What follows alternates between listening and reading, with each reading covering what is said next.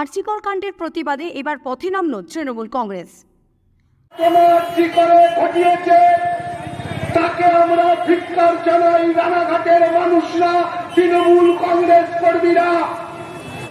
আরজিকর ঘটনার নিন্দা জানিয়ে দোষীর শাস্তি চেয়ে পথে নামল রানাঘাট শহর তৃণমূল কংগ্রেস এবং মহিলা তৃণমূল কংগ্রেস।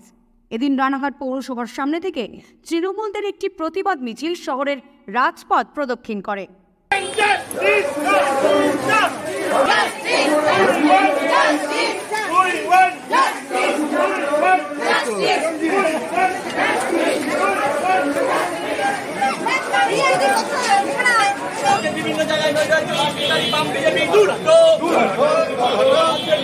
আগের শুক্রবারে আরজিকরে হসপিটালে একটা মহিলা এমডি যখন ডিউটি করে রুমে রেস্ট নিচ্ছে, কারা দুষ্কৃতিকারীরা সেই মেয়েটার সাথে নোংরা এবং জঘন্য কাণ্ড ঘটিয়ে তাকে হত্যা করেছে। এই হত্যার প্রতিবাদে গত এক সপ্তাহ ধরে আমরা লক্ষ্য করছি। প্রশ্ন করেছিল তৃণমূল কংগ্রেস কেন চুপ রয়েছে। আমরা এতদিন ধরে লক্ষ্য করছিলাম যে দেখি বিরোধীদের ভূমিকাটা কি।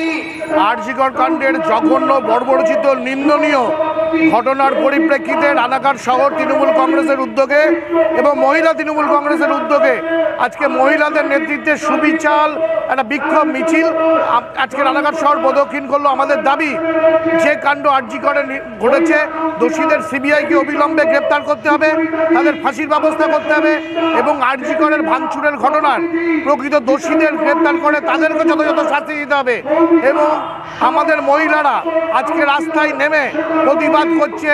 যখন বিজেপি বা সিপিএম হাথরাসের ঘটনার প্রতিবাদ করে না, মণিপুরের মহিলাদের ওপর তাদের দিন তাদের নগ্ন করে অত্যাচার করা হচ্ছে তার প্রতিবাদ করে না, শুধুমাত্র খোলা জলে মাছ ধরবার জন্য, তৃণমূলকে বদনাম করার জন্য, মমতা ব্যানার্জিকে মানুষের থেকে অপদস্থ করবার জন্য হচ্ছে মেকি নাটক, তার বিরুদ্ধেই আজকে আমাদের প্রতিবাদ সভা।